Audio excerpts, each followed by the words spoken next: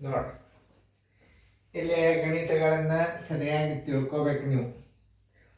ಈಗ 1200 ರೂಪಾಯಿಯ ಟೇಪ್ ರಿಕಾರ್ಡರನ್ನು 1299 ಮಾರಿದರೆ ಆಗುವ ಶೇಕಡ ಲಾಭ ಎಷ್ಟು? ಆಮೇಲೆ ಭಾಳ ಸರಳದದು. ಏನೋ ಒಂದು ಸ್ವಲ್ಪ ನೀವು ಗಣಿತ ಮಾಡ್ತಾ ಮಾಡ್ತಾ ಮಾಡ್ತಾ ನೋಡಿದ್ರೆ ಉತ್ತರ ಸಿಕ್ಬಿಡ್ತದೆ.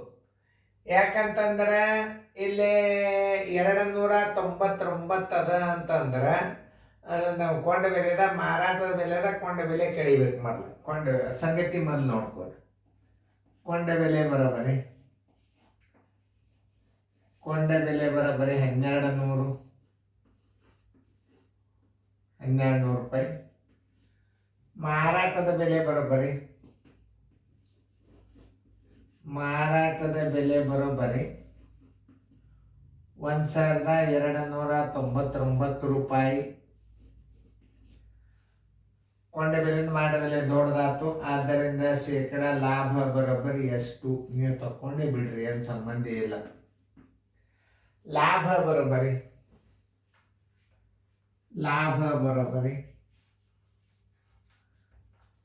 ಮಾರಾಟದ ಬೆಲೆ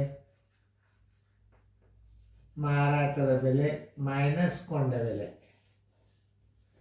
ಮಾರಾಟದ ಬೆಲೆ ಎಷ್ಟದ? 1299. ಕೊಂಡ ಬೆಲೆ 1200 ಅದ. ಎಷ್ಟು ಬಂತು? 99 ರೂಪಾಯಿ ಲಾಭ ಬಂತು. ಶೇಕಡ ಲಾಭ ಬರೋಬ್ಬರಿ 100 ಗುಂಡ್ಲೆ ಲಾಭ ಸರ್ವಾಸ್ ಬಾಗಲೆ ಕೊಂಡ ಬೆಲೆ.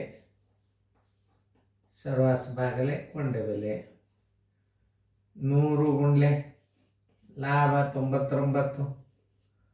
ಸರಾಸರಿ ಕೊಂಡ ಬೆಲೆ ಎಷ್ಟದ? 1200 ಅದ. ನೋಡಿ, ಇವೆರಡು 0 ತೆಗೆದ್ರೆ ಇವೆರಡು 0 ಹೋದು. ಆಮೇಲೆ ಇಲ್ಲಿ 3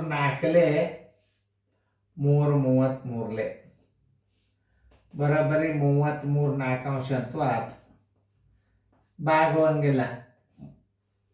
8 4 32, 4 8 32, 1 ಉಳಿತು, 1 4 ಶೇಕಡ ಲಾಭ. ಆನ್ಸರ್ ಇಸ್ ಈಕ್ವಲ್ ಟು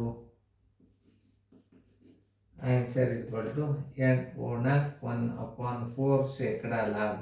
ಉತ್ತರ ಸಂಖ್ಯೆ ನೋಡ್ರಿ, ಎ.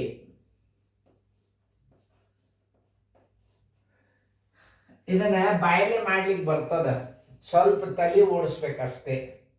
ಇಲ್ಲಿ 1299 ಅಂತೂ ಹೋತ, ಈಗಂತೂ ನಿಮ್ಗೆ ಗುರ್ತಾತ. ಆಮೇಲೆ ಇಲ್ಲಿ 99 ಉಳ್ದದ ಅಂತಂದ್ರೆ ಇಲ್ಲಿ ಛೇದಗಳೆಲ್ಲ ಏನೋ 4. ಇದು 4ರ್ಲೆ ಭಾಗ ಹೋತು ಅಂದ್ರೆ ಏನಾಗ್ತದೆ ನೋಡ್ರಿ. ನೀವು ಮಾಡಿ ನೋಡ್ರಿ 4ರ್ಲೆ ಭಾಗ ಹೋತ. 4 8 32. ಈಗ ನೀವು ಇಲ್ಲಿ 99 ಬಂತು.